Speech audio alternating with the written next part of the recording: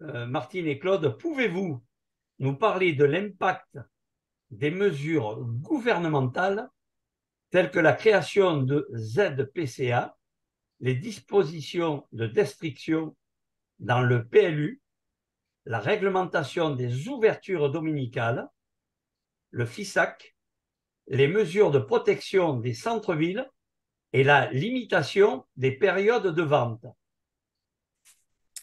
D'accord.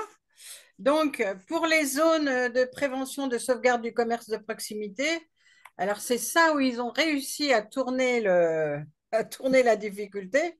C'est que pour nous, pour les commerçants, la définition du commerce de proximité, on entendait les commerces qui fabriquaient sur place, hein, les circuits courts, les boulangers, les bouchers. Voilà, c'est ça qu'on appelait dans le temps les commerces de proximité. Mais eux, qu'est-ce qu'ils ont fait? Ils ont redéfini la notion du commerce de proximité. Et la grande distribution, après avoir détruit tous les centres-villes, qu'est-ce qu'elle a fait? Elle est revenue s'implanter avec des petites surfaces, des petits formats en plein centre-ville, et ils se disent aujourd'hui des commerces de proximité. Donc vous avez Carrefour City, Auchan à 2 pas, vous avez toutes leurs petites enseignes comme ça qui reviennent, alors que ce ne sont plus des produits qui sont manufacturés sur place, qui permettaient d'avoir des emplois, hein, les bouchers, les charcutiers traiteurs et tout ça, et qui n'ont plus aujourd'hui, c'est la grande distribution qui est revenue dans les centres-villes, elle n'a plus la définition de circuit court, puisque c'est exactement le même principe que les hypermarchés. Alors ça, c'est pour la définition de la sauvegarde du commerce de proximité, hein, ce dont vous parliez. Hein. Donc, on voit bien que l'impact, eh ben, ils ont fait revenir la grande distribution en centre-ville, au lieu de protéger justement tous les métiers, tous les savoir-faire.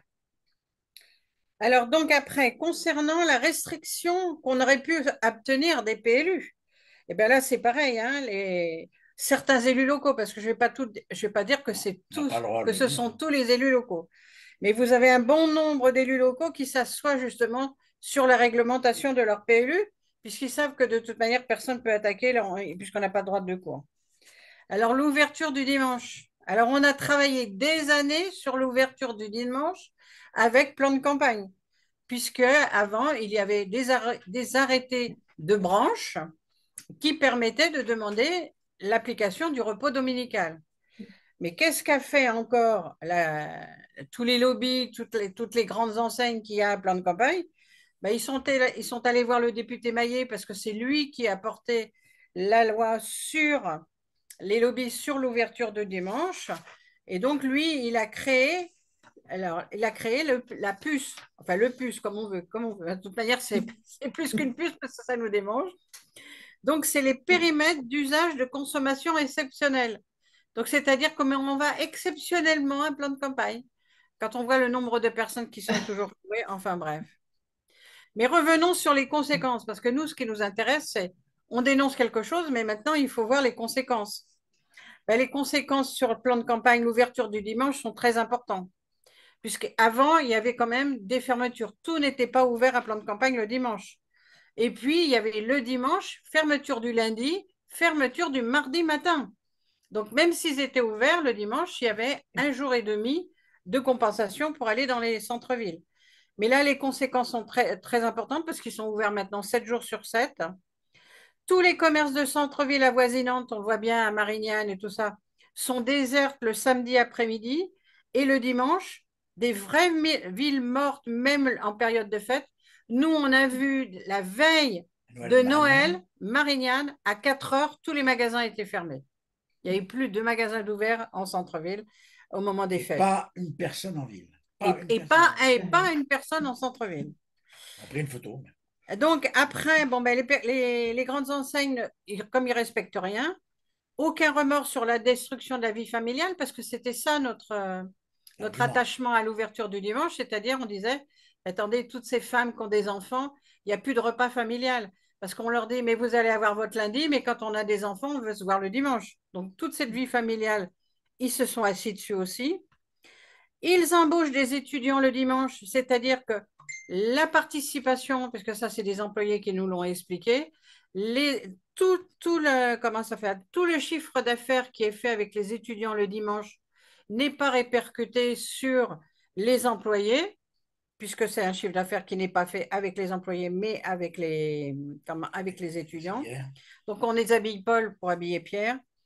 Nous, on dit toujours que les étudiants, ben, au lieu d'étudier, parce qu'ils ont des bourses, ils ont des aides pour étudier, mais ils se reposent pas, puisqu'ils sont, on voit, ils vont à l'école lundi, mardi, mercredi. Après, le samedi, dimanche, ils sont dans la grande distribution. Et ces étudiants devraient, nous on le dit, deviennent les esclaves des consommateurs qui, eux, refusent de travailler le dimanche. Parce que quand vous allez, par exemple, on est allé dans une mairie, on voulait un document, on nous a dit oui, mais la personne n'est pas là. Eh ben, je dis, on va venir dimanche. Eh bien, on lui dit on va venir dimanche. Ah ben non, pas le dimanche. Ben, j'ai dit vous allez bien un plan de campagne le dimanche. Elle m'a dit oui, mais c'est pas pareil. Vous voyez, voilà. Ah, vous Donc, avez un bel exemple. Ok. voilà. Un Travaillez le match. dimanche pour les autres, mais pas pour vous. Voilà. Alors maintenant, parlons du FISAC. Eh bien, le FISAC, au fil des années, il s'est devenu vraiment une peau de chagrin. Le FISAC est distribué au moment de la loi sur la loi de finances. Hein. Les mesures de protection des centres-villes, une fois les subventions accordées, ben, pareil, il redonne encore des autorisations en périphérie ou dans les périmètres de sauvegarde. Nous, on a vu même des communes où ils avaient obtenu le FISAC. Ils ont dit non, on refuse le FISAC, on préfère une grande surface. Vous voyez où ils en sont. Hein. Alors, quant aux soldes, alors ça, les soldes, c'est encore une fumisterie. Alors, je parle je parle pas des commerces de proximité, je parle des grandes surfaces, de la grande distribution, des grandes enseignes de soldes. Alors, quant aux soldes et des magasins d'usine, hein, ben, c'est la machine aux poudres aux yeux. Les produits sont fabriqués spécialement à cet effet. On détourne le principe de la loi sur les soldes, c'est-à-dire qu'on doit avoir les produits 3 mois avant, les factures payées et tout ça. Le consommateur, lui, croit faire des affaires, mais en réalité, c'est l'effet Canada Dry. Hein. Vous croyez que c'est un, vous croyez que c'est un produit soldé, mais arrivé là, c'est une fabrique exprès pour leur solde, la solde des bonnes affaires. Ce n'est pas le même produit qui est vendu en boutique par la même fabrication. C'est-à-dire que les gens, ils achètent un produit comme ça dans les villages de marque. Ils vont aller voir après dans une boutique en disant « Oh là là, j'ai fait des affaires ». Mais en définitive, quand on regarde où sont fabriqués les produits sont pas fabriqués au même endroit. J'ai même mis la référence, hein, si vous voulez. Voilà. Voilà, donc tous les effets, ben, c'est détourné, c'est détourné. Tout ça, c'est pipé. C'est pipé d'avance. Voilà. Nous, je l'ai vu personnellement. Hein. Moi, j'étais en face d'un magasin Naf-Naf. Quand, au moment des soldes, ils venaient carrément chercher un camion venait chercher carrément la marchandise et ils remenaient de la marchandise spéciale solde. Ok. Pas le BHV, mais à Paris, Galerie C'est Lafayette, pareil. c'est pareil. Ils retirent les bonnes affaires, ils retirent les bons produits et ils remettent des produits qui ont été fabriqués. Tous les ballots de. Ça n'a pas la solde. même texture. Le tissu, c'est pas le même. La maille des produits, c'est pas le même. Donc, c'est vraiment de la trappe Et nigo. Hein. moi, je vais vous rassurer quand même, la grande distribution marge comme si elle n'était pas en solde. Oui. Ouais. Ça, c'est important. Oui. C'est bien. Elle ne ferait pas si gros bénéfices sinon. C'est ça. Donc, nous venons de voir donc, les impacts sur les commerces de proximité. On a vu également l'absence d'implication des élus locaux. J'ai oublié de rajouter aussi, c'est que avec leur principe de solde, que ce ne sont pas des vrais soldes, c'est eux qui avancent les dates des soldes, si vous voulez. Parce qu'ils ont un business à faire avec les soldes. C'est-à-dire qu'un commerçant, nous, on est dans des régions où si la période s'est un peu décalée, les soldes, comment ça s'appelle, le commerçant n'est plus libre. Il est obligé de suivre le rythme de la grande le distribution. rythme de la grande distribution, enfin de la grande, oui, de la grande distribution oui. Dans le vêtement. C'est-à-dire que lui, la saison, elle a peut-être démarré, elle a peut-être 1 mois ou 1 mois et demi de retard, et ils sont déjà obligés de solder, alors que c'est leur marchandise qu'ils ont payé à prix fort. Voilà. Et c'est de la marchandise qui n'est pas. C'est une concurrence déloyale. C'est une concurrence totalement déloyale. Donc, je reprends. Donc, on a vu que au niveau local, les élus ne sont pas très impliqués. Donc, il nous reste l'État. Est-ce qu'ils ont un arsenal législatif à leur disposition? euh, notamment pour lutter contre la construction des mètres carrés illégaux, les implantations illégales aussi, les constructions illégales, parce que c'est ce qu'on voit dans votre livre. Et quelles sanctions ont-ils à leur disposition pour mettre tout ça dans la conformité? Alors, tout l'arsenal est prévu, hein. Ça, ils sont au top de chez top, hein. On prend la loi, on prend comment ils doivent faire, on sait comment ils sont sanctionnés, on sait comment les inspecteurs doivent aller contrôler. Sauf que sur le terrain, ben, ça ne se passe pas tout à fait comme ça. Alors, il faut quand même rappeler que c'est suite au scandale de l'urbanisme commercial, hein, on voyait les valises passer pour les implantations commerciales, que quand Bérégovoy est arrivé. Chez les élus. Oui. Quand Bérégovoy est arrivé, il a dit, bon, ben ça, stop, on va faire une vraie loi contre la corruption et on va durcir les sanctions pénales des infractions de la grande distribution pour que ces sanctions soient dissuasives. Sinon, ça ne sert à rien, hein. Donc, il a mis en place les amendes pénales qui deviennent des sanctions de 5e classe à 1 500 € applicables par mètre carré et par jour d'exploitation. C'est-à-dire qu'il ouvre, par exemple, 500 mètres carrés de surface illicite, mais c'est une infraction un jour, demain c'est un autre jour, demain c'est un autre jour. Elle tombe tous les jours. Si vous voulez, c'est comme quelqu'un qui roule en moto, qui roule à 200 à l'heure. La police l'arrête et lui met une contravention. Demain, il repasse à 200 à l'heure. C'est une nouvelle contravention. Okay. Là, c'est exactement pareil. C'est des amendes jour.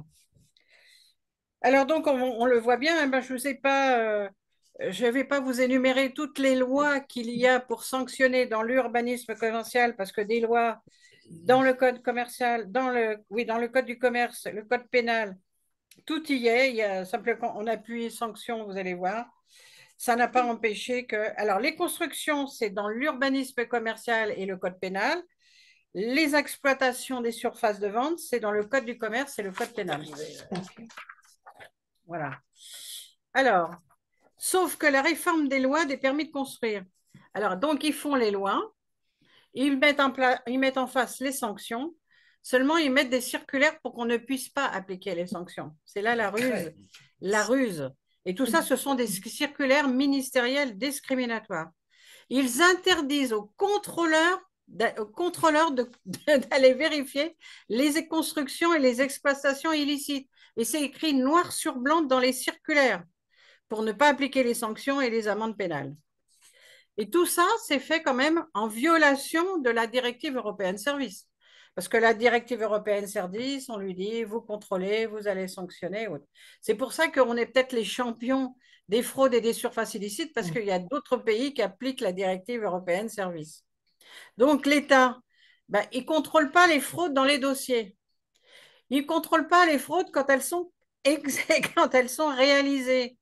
Et quand ils vont aller contrôler, les procès-verbaux ne sont pas conformes aux infractions. Donc, je vais vous donner l'exemple de Vitrolles. Vitrolles a déclaré un existant de 10 986 mètres carrés qui n'existait pas. Il dit, voilà, j'ai 10 986 mètres qui n'existent pas. Et après, il va aller demander un permis de construire pour dire que j'ai un existant, que je vais réaménager l'existant. Mais quand il va demander une régularisation, là, le permis de construire est refusé. Mais naturellement, la direction de la concurrence et des fraudes, elle ne va pas le dire dans son procès verbal que Carrefour avait fait une fausse déclaration de 10 986 mètres carrés, qu'il a eu un refus de permis de construire quand il a voulu régulariser. Et ce procès verbal tronqué a été déposé devant le procureur de la République. Donc, quand on va à la justice et qu'on se retrouve devant le juge d'instruction, le juge pénal et tout, et bien lui, le juge pénal, il a dit, moi j'ai le procès verbal de la DGCRF, ça me suffit. Donc, il reste sur le procès verbal tronqué qu'il ne met pas les vraies infractions. Et naturellement, quand on se porte partie civile, il refuse toutes les pièces de preuve des faits réels que les parties civiles apportent. Voilà. Et tout ça dans le but simplement de leur donner la prescription pour qu'ils ne soient jamais recherchés et pour qu'il n'y ait pas d'amende pénale. Et le substitut du procureur, lui, qu'est-ce qu'il va faire? Dans son réquisitoire, il va modifier les dates d'achèvement de travaux et ne va pas respecter strictement la loi. Parce qu'il y a une période, la loi qui est en vigueur, comment la loi s'applique, comment les sanctions s'appliquent. Eh bien, le substitut du procureur, il inverse les dates d'achèvement, comme ça, on n'est pas avec les bonnes réglementations. Ça s'affranchit de...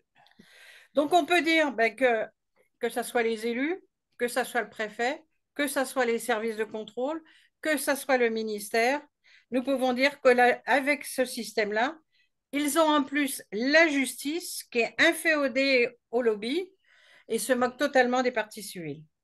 Alors, idem à Leclerc-Marignane. Alors, Leclerc-Marignane, il y a eu le non-respect des règles d'urbanisme commercial parce que le plan d'occupation des sols prévoyait des constructions de 30 et 40% de coefficient d'emprise au sol. Il en a fait 60. Hein. Ça ne dérange personne. Hein. C'est pareil, il devait respecter les règles du plan de prévention des risques. Il n'a pas respecté. Et quand on a porté plainte au pénal, ben, il a eu un non-lieu. Voilà. Donc, dans ces conditions, les sanctions pénales ne sont jamais appliquées. Donc, la loi n'est pas appliquée. Alors, la loi existe. Ah si, c'est bien, bravo. La loi existe. Dommage. Sur le papier. Alors, eux, ils ont ils ont la théorie, mais nous, on a la pratique. Oui, je voudrais quand même signaler, Leclerc-Marignane, le procureur se permet de te dire, mais il n'y a que ça, vous que ça. C'est oui, il n'y a que moi que ça intéresse, m'a dit le procureur. Voilà, ça c'est grave. Enfin, le juge d'instruction. Madame, Nanette, il n'y a que vous que ça intéresse. D'accord. Ça l'affranchit d'aller plus loin. Ben, tout va bien. Ah ben, ça continue. Hein. Ah oui. Et ça va encore continuer, malheureusement. Malheureusement, oui.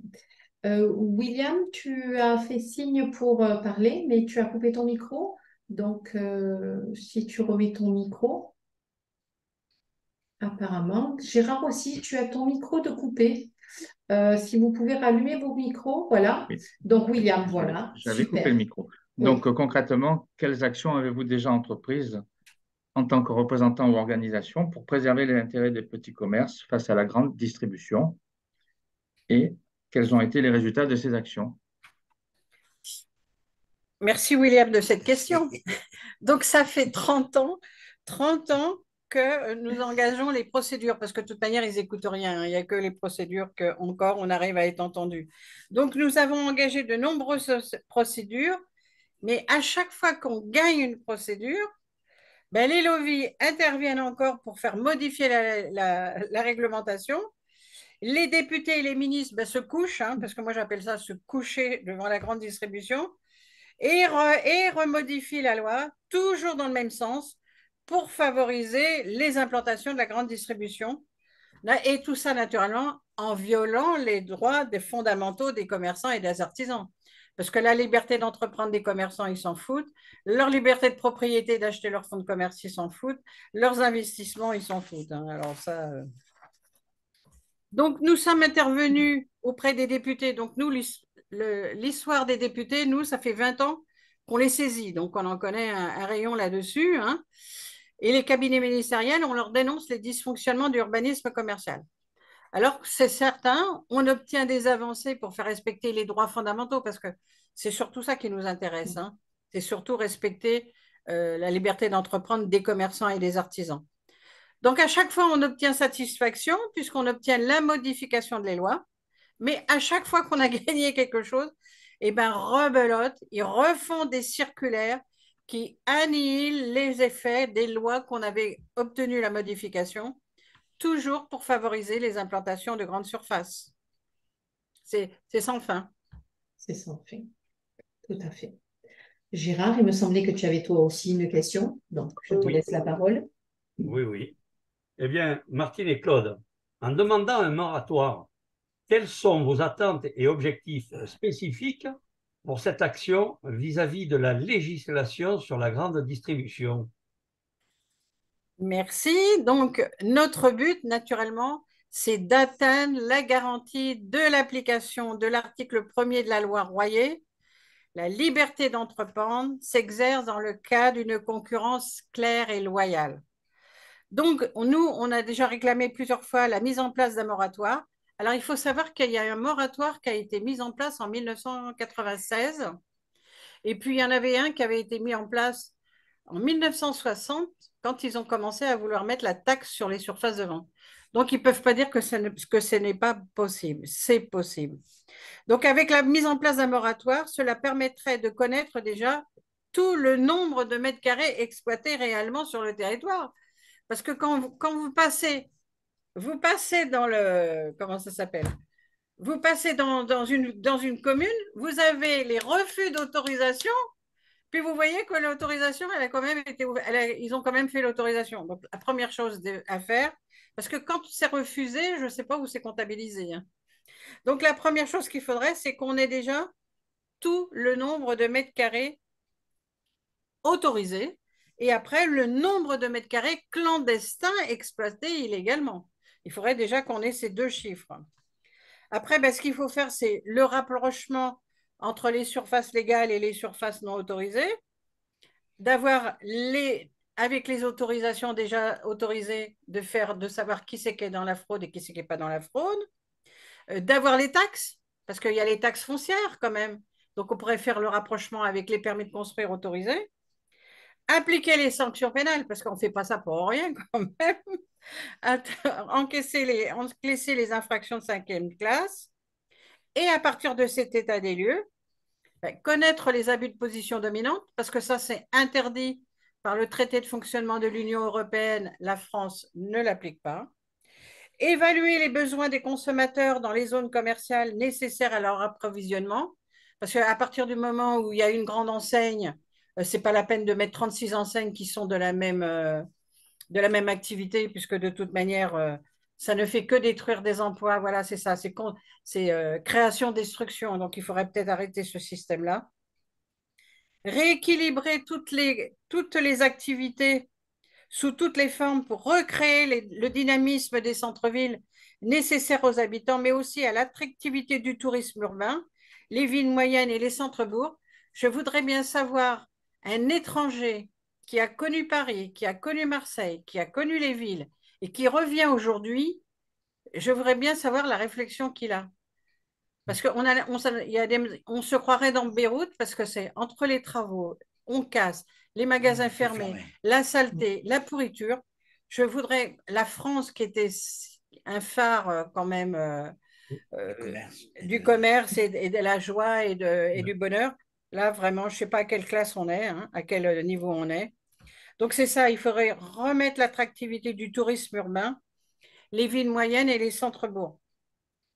Et puis, quatrièmement, ça permettait de recréer des centaines d'emplois, des centaines de milliers d'emplois locaux, qualifiés, de la richesse, de l'autonomie locale, les commerces, les marchés, la petite industrie, parce que tous les emplois de la petite industrie qui a été éliminée parce que la grande distribution n'a pas voulu les référencer, alors qu'ils faisaient des produits extraordinaires, la transformation locale, la paysannerie. Voilà nous ce qu'on propose, hein. Pourquoi on veut un moratoire et pourquoi il faut faire cet état des lieux. À nos dirigeants, les propos. Merci pour votre réponse. Donc, merci à vous. Donc, dans un second temps, je vous propose donc de débuter une seconde vidéo où nous allons parler donc plus précisément de votre association, donc l'association En Toute Franchise, et de votre combat. Donc, je vais vous poser une première question. Donc, au niveau de votre association, quels sont les principaux objectifs de votre association dans la lutte contre l'implantation des grandes surfaces et de la protection des petits commerçants? Eh bien, je vous remercie de cette question. Donc, c'est toujours pareil, hein. Nous, on a un seul but. Le but prioritaire, c'est la reconnaissance des droits fondamentaux des commerçants et des artisans. Donc, si nous avons créé notre association En Toute Franchise, c'est que nous-mêmes, on a été confrontés au problème de dysfonctionnement de l'urbanisme commercial. On a toujours eu pour objectif que la liberté d'entreprendre n'était pas réservée à la grande distribution. La liberté d'entreprendre, comme elle doit s'exercer dans le cadre d'une concurrence claire et loyale, elle appartient aussi aux commerçants indépendants. Et ce qui permet de respecter, si on appliquait justement les équilibres de toutes les formes de commerce, on respecterait les droits fondamentaux des commerçants et des artisans. Puisque eux, quand ils demandent une implantation, ils disent mais même le ministre, hein, il le dit, on ne peut pas les empêcher de s'implanter. Mais où ils ont vu qu'on ne respectait pas les droits fondamentaux des commerçants et de la concurrence. Et c'est eux qui se refont comment dire, leur paradis, tout ce que vous voulez. Hein. Donc, à partir du moment où ils n'ont jamais respecté les droits fondamentaux depuis plus de 50 ans, depuis que la loi Royer a été votée, ils n'ont jamais accordé de droit de recours des commerçants et des artisans dans le cadre des permis de construire de la grande distribution. Contraire aux règles. Donc, les permis de construire peuvent être totalement irréguliers, ils peuvent violer toutes les règles. Le système de contrôle du préfet, on voit bien que de toute manière, ça ne fonctionne pas. Le préfet laisse passer toutes les fraudes. Quand il faut aller contrôler les fraudes, ben, les services de contrôle ne peuvent pas faire les contrôles. Donc voilà, c'était l'objectif, c'est de dire, mais les commerçants indépendants, pourquoi ils ne sont pas défendus alors que on voit bien aujourd'hui qu'il n'y a presque plus de commerçants indépendants, on voit bien que l'utilité des commerçants et des artisans. Et puis après, on a dans nos activités, on a rajouté la défense du cadre de vie parce qu'on s'aperçoit que les consommateurs nous ont dit, mais maintenant, c'est plus possible. Quand vous avez dans une rue, vous avez un boucher, puis après, vous avez 4 magasins fermés. Voilà, c'est disparate, c'est la débandade. Donc, on a rajouté le cadre de vie justement pour défendre cet aspect-là du commerce et pour les commerçants artisans, pour qu'ils travaillent dans l'harmonie aussi. Hein. C'est une très, très belle bataille et une très belle implication de votre part. William, tu avais donc une question, me semble-t-il? Il n'y a pas de micro. Non, il n'a pas de micro. Oui, oui, tout à fait. Et donc, en regard de ces objectifs, quels sont les moyens principaux et stratégies que votre association utilise pour tenter d'atteindre ces objectifs? Alors, merci William. Alors, dans un premier temps, mais on était, comment dire, candide quand on a commencé. Hein. On a cru qu'il était simplement facile d'aller voir l'élu et lui dire, mais non, vous allez tuer vos commerçants, oui, vous n'allez pas donner une nouvelle autorisation. Ils sont tellement obtus. Alors, moi, je dis, voilà, la grande distribution, elle doit arriver avec une baguette magique parce qu'un élu, à partir du moment où il a été interpellé par la grande distribution, c'est un autre homme. Il est plus sensible à rien. Donc, nous, on dit, il est touché par la grâce de la baguette magique. Il devient imperturbable pour la réalisation de son projet et il reste obtus. Il ne veut plus entendre que parler de son projet. Alors, donc vous nous demandiez quelle était la stratégie. Eh bien, par rapport à notre expérience, hein, parce qu'on n'a pas fait qu'un maire, hein, des maires, on a été les voir. Hein. Et puisque de toute manière, il ne veut rien entendre, eh bien, il ne nous reste que les procédures. Donc, les commerçants et les artisans ne sont jamais informés qu'il va y avoir un projet. Tout ça, ça se fait en catimini. Les maires, on a vu des maires emporter les permis de construire chez eux. Hein. Ils n'étaient même plus au service de l'urbanisme. Hein. On a vu des maires qui disaient, on leur demandait de consulter le PLU, ils prenaient le PLU sur leurs genoux, là, et ils nous disaient, mais quel document du PLU vous voulez voir? On veut voir. Eh ben non. J'ai dit, on veut voir tout le PLU. Voilà un peu l'ambiance des maires. Donc, on sait que les maires, on ne peut faire que les procédures. Alors donc, les commerçants ne sont pas informés, puisque tout se passe en catimini entre l'élu et le promoteur. Et c'est qu'une fois que une fois que l'autorisation est publiée dans la presse, qu'on est au courant qu'il va y avoir un projet. Donc, si vous voulez, ce sont des projets qui ont 6 mois, 1 an ou 2 ans. Ça fait 2 ans qu'ils travaillent sur le projet. Les commerçants ne sont pas informés. Et ça arrive que tout est bloqué, pas tout est bloqué, tout est finalisé quand c'est publié dans la presse. Donc là, qu'est-ce qu'ils ont fait? Eh bien, ils vous ont donné un délai de 1 mois pour faire le recours. Donc eux, ils ont pris leur temps, ils étaient à leur aise et tout ça. Et après, vous êtes obligé de cavaler pour pouvoir faire un recours. Des fois, ils sont plus de 10 ans en amont sur le projet. Hein. 10 ans en amont parce qu'il a fallu acheter les parcelles de monsieur, la parcelle, la maison, le c'est machin, ça. pour arriver à obtenir Mm. comment dire, Concrétiser l'achat. la partie foncière, hein. Donc, voilà, donc les procédures. Donc, tout ça, ben, c'est quand même compliqué parce que quand vous arrivez avec un commerçant qui n'a jamais été informé et qui ne connaît pas les pratiques, ça lui arrive comme une douche froide sur la tête et il est obligé d'apprendre tout ça en même temps. Il apprend, mais il est obligé de subir. D'abord, il va subir, il sait qu'il va subir, mais on lui apprend des choses qu'il est à 5 lieues de ça. Donc, je reprends la question parce que je m'éloigne. Alors, quels sont les principaux moyens de la stratégie? Bah, après, on a besoin, c'est de la communication, hein, pour alerter sur le recours contre les excès de pouvoir des maires et des CDAC, parce qu'on ne peut pas faire autrement. Nous, on n'a pas comment ça s'appelle, on n'a pas les mêmes moyens que les élus. Après, bon, mais qu'est-ce qu'on a fait? On a écrit un livre, hein, vous l'avez montré.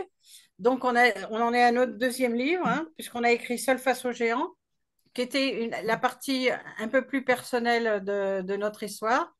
Et on a republié 418 milliards pour aller vraiment dans le fond du problème.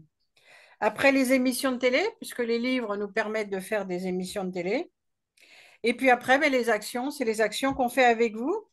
Donc, on fait des manifestations devant l'Assemblée nationale.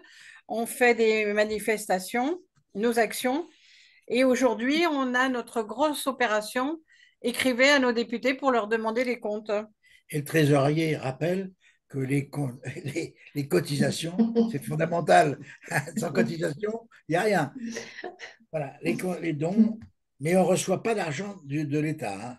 Ah ben non. Alors là, si on avait des subventions d'État, Quelquefois, d'abord, on n'en aurait pas, premièrement. non, mais si, il y a des subventions, mais qui sont prévues, mais Voilà, donc notre opération actuelle, c'est qu'on veut responsabiliser les députés sur le non-respect que la République est indivisible, hein, parce que c'est ça, moi je dis qu'il faut toujours revenir à nos fondamentaux. La République est indivisible, mais on voit bien que toutes les actions du gouvernement, des élus et des ministres, c'est de diviser la France. D'un côté, vous avez tous ceux qui fraudent, qui mentent, qui trichent, qui s'enrichissent illégalement. Et puis de l'autre côté, vous avez tous ceux qui subissent et qui ont à la ruine et qui font des familles complètement ils sont spoliées, obligés de payer. qui sont détruites.